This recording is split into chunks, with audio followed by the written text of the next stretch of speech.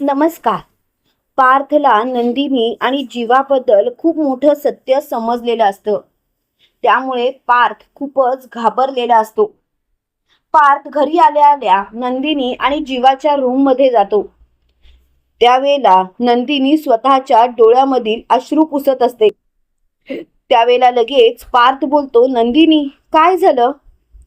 तेव्हा लगेच नंदिनी बोलते, काही नाही. तेव्हा जीवा बोलतो, काही नाही रे, आम्ही जरा खोली साफ करत होतो ना, तेव्हा तिच्या डोळ्यामध्ये धूळ गेली, म्हणूनच ती डोळे पुसत होती. तेव्हा लगेच पार्थ बोलतो, बस करा आता. अरे किती फसवणार आहात तुम्ही मला. फसवून तुम्हाला मला मिळतंय तरी काय? असं का वागताय तुम्ही माझ्याशी? प्लीज प्लीज असं नका वागू. तेव्हा लगेच जीवा बोलतो, काय झालं दादा? दादा आम्ही तुझ्यापासून काहीच लपवत नाही आहोत. हे बोलताच नंदिनी जीवाचा हात पकडते. त्यावेळेला लगेच पार्थ बोलतो, जीवा जीवा मी कुठे तुला असं काही बोललो की तू माझ्यापासून काहीतरी लपवतोयस? जीवा तू एवढा मोठा झालास की स्वतःच्या दादापासून सत्य लपवून ठेवायला लागलास. तेव्हा लगेच जीवा बोलतो, दादा दादा अरे काय बोलतोयस दादा, तू काय बोलतोयस ना तेच समजत नाही आहे. तेव्हा लगेच पार्थ नंदिनीला बोलतो, नंदिनी तुम्ही तर तुमचा मला बेस्ट फ्रेंड समजता आणि स्वतःच्या बेस्ट फ्रेंडशीच खोटं बोलता. तेव्हा मात्र नंदिनीला काय बोलावं ते समजतच नाही आणि नंदिनी पार्थला बोलते, पार्थ तुम्ही काय बोलताय ना तेच मला समजत नाहीये. पार्थ जे काही असेल ते स्पष्टपणे बोला बघू. तेव्हा लगेच पार्थ बोलतो, हो मी स्पष्टपणेच बोलणार आहे आणि स्पष्टच बोलायची वेळ आलीये. एक गोष्ट मात्र लक्षात ठेवा नंदिनी आणि जीवा, तुम्ही दोघांनीही मला दुखावलत. तुम्हाला हे सर्व लपवायची गरज नव्हती. तेव्हा मात्र नंदिनी बोलते, पार्थ याचा अर्थ तुम्हाला समजलंय. तेव्हा लगेच पार्थ बोलतो, हो मला समजलंय आणि जेव्हा मला समजलं तेव्हा मला खूप मोठा धक्का बसला. असं का वागलात तुम्ही? नंदिनी असं वागून तुम्हाला काय मिळालं? तुमच्या आयुष्यात एवढं मोठं दुःख आलंय आणि तुम्ही मात्र माझ्यापासून ते लपवलं. अहो काव्याला जेव्हा हे समजेल तेव्हा त्यांना केवढा मोठा धक्का बसेल. तेव्हा लगेच नंदिनी बोलते, म्हणून तर हे एवढं मोठं सत्य मी लपवून ठेवलं. मी का असं करेन? मुद्दामून करेन का? जर का काव्याला हे सत्य समजलं तर काव्या घाबरेल आणि मला काव्याच्या बाबतीत काहीही वाईट साईट झालेलं अजिबात चालणार नाही. तेव्हा मात्र पार्थ बोलतो, कमाल आहे नंदिनी, स्वतःच्या आयुष्यात एवढं मोठं दुःख असताना सुद्धा तुम्ही मात्र काव्याचा विचार करताय. तेव्हा लगेच नंदिनी बोलते, करणारच ना.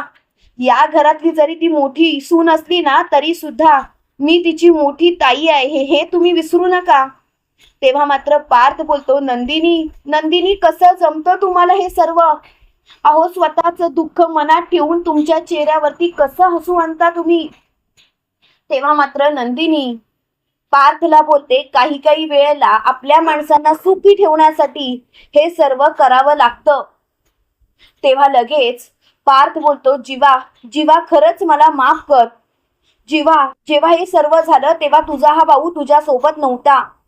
तेव्हा लगेच जीवा बोलतो, दादा जे काही झालं ते सत्य आम्ही स्वीकारलंय आणि खरं सांगू का दादा, ते सत्य जरा कटू असलं तरी सुद्धा आता ते आपण बदलू शकत नाही हे सुद्धा तेवढंच खरं आहे ना. मग दादा त्या सत्याचा विचार तरी का करायचा? तेव्हा मात्र पार्थ बोलतो, खरंच खरंच तुम्हाला मानलं पाहिजे, पण मला एक कळत नाही नंदिनी तुमचा ऍक्सिडेंट असा कसा झाला? नंदिनी मला तरी असं वाटतं की हे सर्व मुद्दामून कोणीतरी घडवून आणलंय. तेव्हा मात्र लगेच नंदिनी बोलते, प्लीज पार्थ आता या गोष्टीच्या मुळाशी जायचा विचार करू नका. जे झालं ते झालं. जे झालं त्यामुळे माझ्या आयुष्यात आता ते सत्य कधीच पुन्हा येणार नाही. तेव्हा लगेच मोठ्यानी पार्थ बोलतो, त्या सत्याच्या टोकापर्यंत मी जाणारच. नंदिनी तुम्ही फक्त तुमचा ऍक्सिडेंट कसा झाला तेवढं फक्त मला सांगा. तेव्हा लगेच नंदिनी घडलेला सगळा प्रकार पार्थला सांगत असते आणि ते सर्व ऐकल्यानंतर पार्थ बोलतो, नंदिनी नंदिनी, मला पूर्णपणे खात्री आहे या सर्व गोष्टींमागे तो विजयच असणार. तेव्हा लगेच नंदिनी बोलते, जर का तो विजय असेल या सर्व गोष्टींमागे, तर त्या विजयाला मी अशी सजासजी सोडणार नाही. त्याची तर मी वाट लावणारच आणि त्याला मी धडा शिकवणारच. तेव्हा मात्र लगेच जीवा बोलतो, जर का त्या विजयाने हे सर्व केलं असेल ना, तर त्याची अशी काही वरात काढीन की तू फक्त बघ दादा, तू फक्त बघ. इकडे आपल्याला असं पाहायला मिळतं, पार्थने पोलिसांना इन्फॉर्म केलेलं असतं आणि ज्या ठिकाणी नंदिनीचा ऍक्सिडेंट झालेला असतं तिथला सीसीटीव्ही फुटेज मागितलेला असतो. सीसीटीव्ही फुटेज चेक करताना पार्थला स्पष्टपणे दिसतं, ज्या गाडीने नंदिनीला उडवलेला आहे त्या गाडीमध्ये विजय बसलेला असतो. तेव्हा मात्र पार्थच्या तळपायाची आग मस्तकात जाते आणि पार्थ मोठ्याने बोलतो, आता मात्र या विजयला मी सोडणार नाही. आता मात्र या विजयची लायकी मी त्याला दाखवणारच. कोण समजतो कोण हा स्वतःला विजय. तेवढ्यात मात्र लगेच जीवा तिथे आलेला असतो. जीवा बोलतो, दादा दादा सीसीटीव्ही फुटेज बघितलंस का? त्यावेळेला लगेच पार्थ जीवाला सीसीटीव्ही फुटेज दाखवतो आणि सीसीटीव्ही फुटेज बघताच मात्र जीवा ताड विजयच्या खोलीत मध्ये निघून जातो. तिथे रम्या आणि विजय बोलत असतात. त्यावेळेला जीवा मोठ्याने ओरडतो, विजय. त्यावेळेला विजय खूपच घाबरलेला असतो. रम्या लगेच मोठ्याने बोलते, काय चाललंय? जीवा, तू ह्या पद्धतीने माझ्या खोलीमध्ये येऊन बोंबलू शकत नाहीस.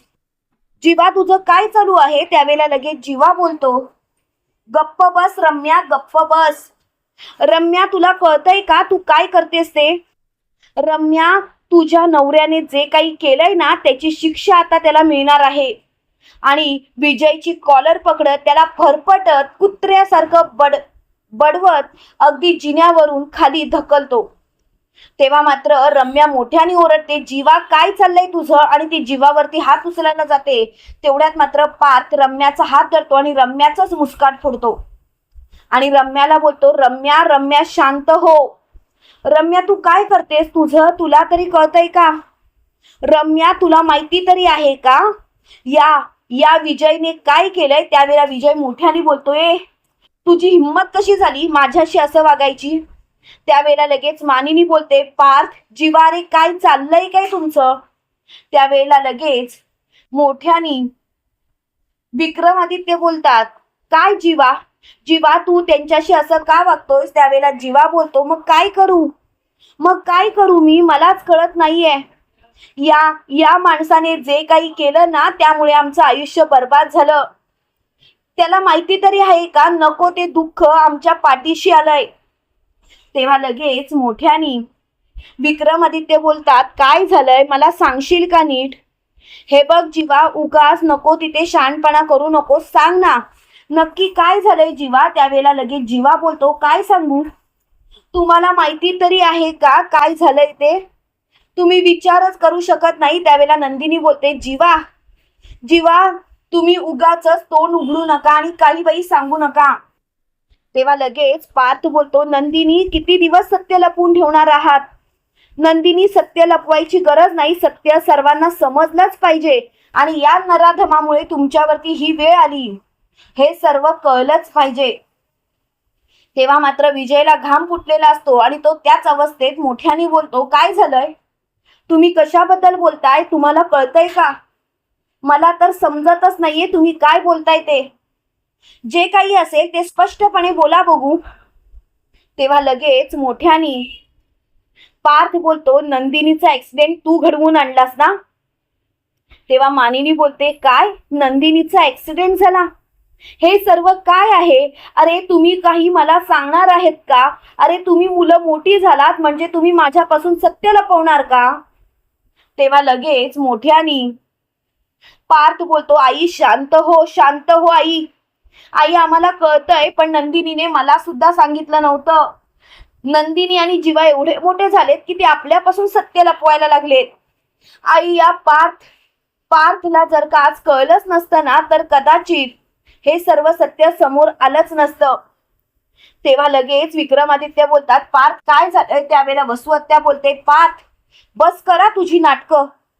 नंदिनीचा ऍक्सिडेंट झाला त्याच्याशी माझ्या जावयाचा संबंधच काय. तेव्हा लगेच पार्थ बोलतो, वसुआत्या शांत हो. काय संबंध ना तो मी तुला आता दाखवतोच. आणि तो सीसीटीव्ही फुटेज दाखवतो. सीसीटीव्ही फुटेज बघताच चांगलाच धक्का विजय आणि वसुआत्याला बसलेला असतो. पण त्यावेळेला विक्रमादित्य मात्र विजयचा सणसणीत थोबाड फोडतात. त्यावेळेला लगेच मानिनी बोलते, हो विजयराव, किती खालच्या थराला जाणार आहात तुम्ही. विजयराव, तुम्हाला असं करून काय मिळालं. विजयराव, हे सर्व करण्याआधी तुम्ही विचार तरी करायचा होता. अहो ती 2 जीवांची आहे. तेव्हा मात्र नंदिनी ओक्साबोक्शी रडायला लागते. तिला खूपच रडायला येतं. त्यावेळेला मानिनी नंदिनीला सावरत असते आणि म्हणते, बाळा बाळा, या परिस्थितीत एवढं रडायचं नसतं. कशाला रडतीयस तू. बाळा प्लीज शांत हो. तुझ्या या वागण्याचा मला अर्थच लागत नाहीये. बाळा प्लीज प्लीज स्वतःला शांत कर. अगं नाही रडून चालणार. तेव्हा मात्र नंदिनी बोलते, आई नको ते दुःख माझ्या पाठीशी आणून ठेवलं या माणसाने ऍक्सिडेंट केला, पण मी मात्र माझं बाळ कायमचं गमावलं.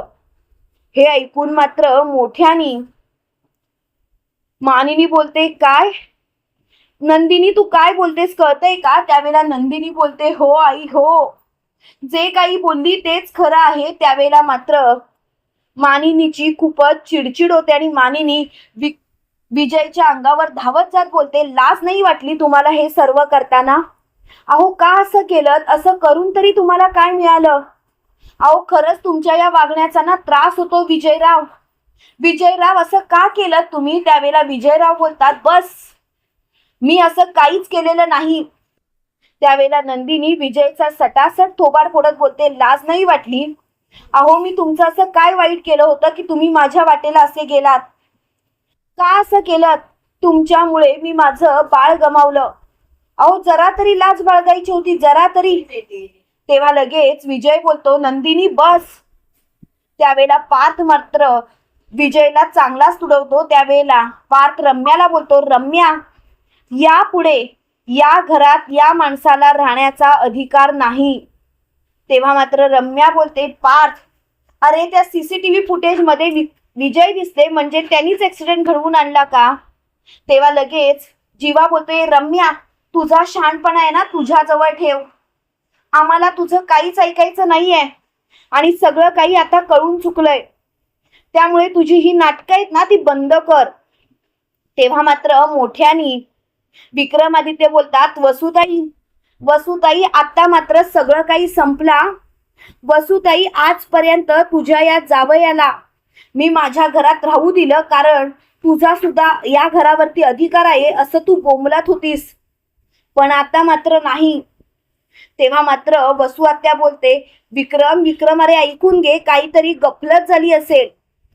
तेव्हा मात्र नंदिनी बोलते, वसुआत्या, कशावरून तुम्ही सुद्धा या गोष्टीमध्ये सामील नसाल.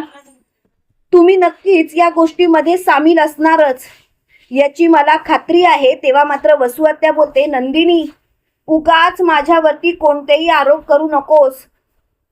आणि नंदिनी एक गोष्ट मात्र लक्षात ठेव, कितीही काही झालं तरी सुद्धा मला आता या विषयावर काही एक बोलायचं नाही. तेव्हा मात्र तिची खूपच चिडचिड होते. त्याच वेळेला लगेच नंदिनी मोठ्याने बोलते, आता मात्र या घरात या विजयला आणि या रम्याला राहण्याचा अधिकार नाही. मी सांगितलं होतं विजय तुला, तू जे काही करतोयस ना ते नीट कर, नाहीतर एक दिवस तुझ्यावरती अशी काही वेळ येईल तेव्हा मात्र तुला कोणीही सावरू शकणार नाही. तेव्हा मात्र विजय मोठ्याने बोलतो, नंदिनी उगाच माझ्यावरती आरोप करू नकोस. नंदिनी तुझ्याकडे काही पुरावे आहेत का. एक गोष्ट मात्र लक्षात ठेवायची नंदिनी, कितीही काही झालं तरी सुद्धा आता मला या विषयावर वाद घालायचाच नाहीये. हा विषय मला इथल्या इथे बंद करायचा आहे आणि प्लीज हा विषय इथल्या इथे बंद कराच. तेव्हा मात्र तिला खूपच राग आलेला असतो. त्याच वेळेला लगेच विक्रमादित्य नंदिनीला बोलतात, नंदिनी तू काळजी करू नकोस. नंदिनी आता मात्र सगळं काही संपल्यात जमा आहे. एक गोष्ट मात्र लक्षात ठेवायची, कितीही काही झालं तरी सुद्धा आता शांत बसायचं नाही. आता सगळं काही नीटच करायचं आणि त्यासाठी मात्र मी जे जमेल ते करेन. त्यावेळेला लगेच नंदिनी बोलते, आता आता सगळं काही संपलंय. विजय आत्ताच्या आता घराबाहेर काढ. त्याच वेळेला लगेच पार्थ आणि जीवा विजयला फरफटत घराबाहेर ढकलत असतात. त्यावेळेला मानिनी बोलते, अरे या नराधमाला असंच काय सहजासहजी सोडताय? अरे या नराधमाला शिक्षा करा, पोलिसांच्या ताब्यात द्या. काही झालं तरी या नराधमाला या घरात राहण्याचा अधिकारच नाहीये. तेव्हा मात्र त्यांची खूपच चिडचिड झालेली असते. त्याच वेळेला रम्या बोलते, मामी मामी प्लीज, अगं पोलिसांच्या ताब्यात वगैरे कशाला, मामी प्लीज शांत राहा ना. तेव्हा लगेच मानिनी बोलते, रम्या गप्प बस, तुला आता एकही शब्द बोलायची गरज नाही. रम्या आता मात्र सगळं काही संपल्यात जमा आहे. तेव्हा मात्र रम्या बोलते, आता सगळं संपलंय असं तुम्हाला वाटतंय? तेव्हा विजय बोलतो, सगळ्यांना सोडणार नाही. नंदिनी, तुझ्या बाबतीत जे काही घडलं ना ते मीच घडवून आणलं. स्वतःच्याच तोंडाने विजय कबूल करतो. त्यावेळेला वसू आत्या स्वतःशीच बोलते, खाल्लात या माणसाने माती खाल्लात. आता काय करायचं तेच मला कळत नाहीये. कसं समजावू मी या माणसाला? मुळात त्यांनी जे काही केलंय ना ते चुकीचं केलंय आणि त्याची शिक्षा मात्र त्याला चांगलीच भोगावी लागणार. तेवढ्यात मात्र वसू आत्या खूपच चिडलेली असते. त्यावेळेला नंदिनी विजयच्या सटकन कानाखाली मारत बोलते, विजय, तू जे केलंस ना ते तू कोणाच्या बाबतीत करणार होतास हे मला चांगलंच माहिती होतं. पण आता मात्र मी तुला सोडणार नाही. आता तू बघशील मी काय काय करते ते.